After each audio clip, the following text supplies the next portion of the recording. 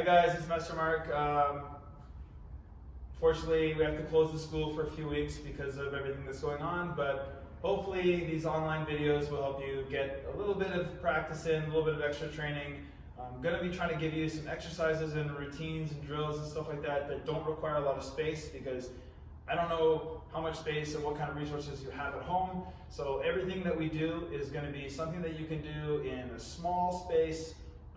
If we're using some kind of piece of equipment, there's always going to be something that you can modify to whatever you have available, and at most you might need a wall. And I'm guessing that in your house you have a wall, right? So try to make it work however best you can. If you have any questions of stuff that you have to modify, write it in the comments below or message me and I'll do something. Also, any of these videos, hopefully we're not closed for that long, but it's probably going to be at least a few weeks. So any of the videos that we upload, if you want to post any pictures, you want to post any videos of the students, or even mom and dad or whoever getting in on it with them, feel free to post the videos in the group. And then if I can correct something, I can correct something, or maybe even you videos of you guys training will motivate everybody else to continue to stay active as well.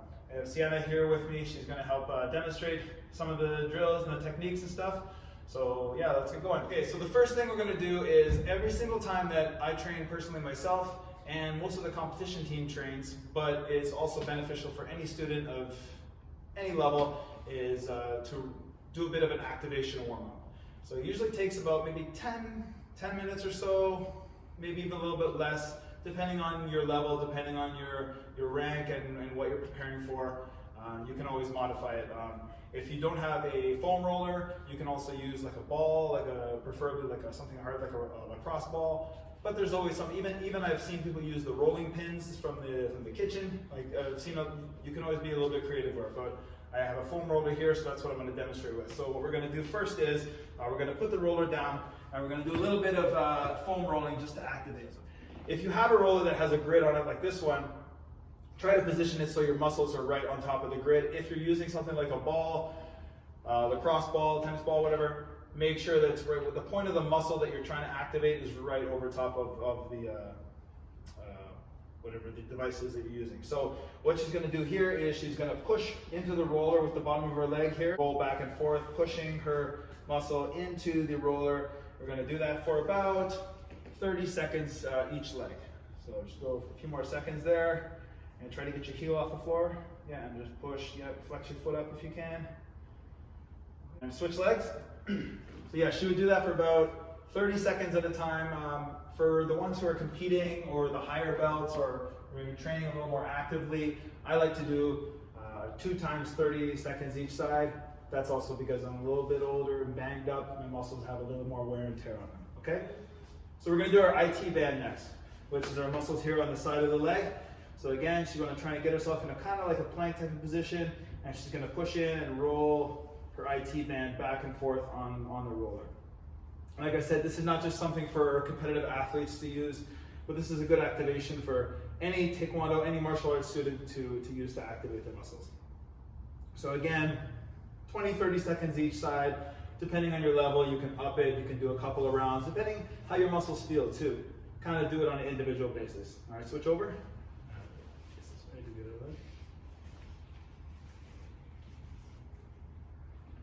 It's a lot easier too when you don't have your full taekwondo suit on and your dobuk gets caught underneath the roller and stuff like that, but you guys get the point. Okay, stop. So now we're going to do our calf muscle. For the adult and teen students, this one might be a little more important for you guys. Like even myself right now, I'm dealing with a pulled calf muscle. Sometimes with all the bouncing that we do in taekwondo, we can overwork our calves a little bit. So it's always good to activate it with some foam rolling to roll it out. So she's going to push her calf muscle into the roller, and the same thing about 30 seconds each side. So now we're going to do our upper leg here, our upper quad. She's going to, again, face down, almost like a push-up position, and pushing in her leg on the roller, 30 seconds back and forth. So after you do this, you're activating your muscles. Sometimes if you've been training a lot, maybe even if you had a bad sleep, whatever it is, you got some knots in your muscles, it's always good to roll out ahead of time and just get them activated. So usually again, same amount of time each side. I want you to go into a kneeling lunge, and you're going to put your back foot up on a plyo box. So you're just going to flex your foot here. Now you can use anything for this, guys. You can use the couch, chair. Don't use a piece of expensive furniture. Don't use your parents' glass coffee table or anything like that. You know, I'm not responsible if your coffee table gets broken. So using anyway, something to elevate your leg here. Okay, now what she's going to do, back up tall here, and now she's going to try to push the bottom hip into the floor and keeping her back up straight. Good. So you're going to use your hand here, and she's going to pushing her hip in here. Try to keep her back up straight and her head up tall. Okay, and again, 30 seconds on each side with this one. It should be good. The next one we're going to do is you can use any kind of a flat thing. It can be a little pillow, a little cushion, anything that's about this high off the ground. Even if some of you guys have the kicking paddles or the Iranian mitts like this, you can use those.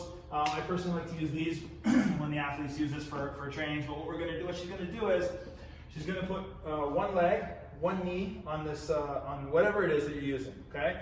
The other leg, she's going to slide out as far straight as she can.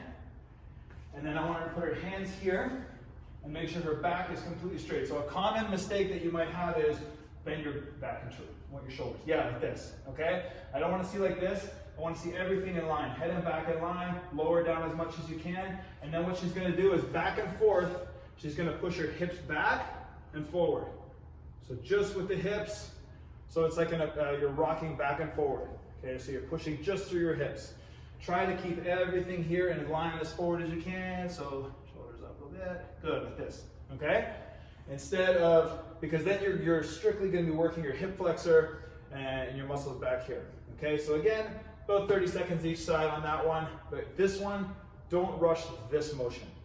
All right, push just with your hips and try to get the full range of motion and get that activation. Okay, for some of you guys who are doing the actual splits also is maybe a little bit too hard on your knees and your joints, this is also a good way to increase your flexibility as well. All right, so the next one is a deep squat progression.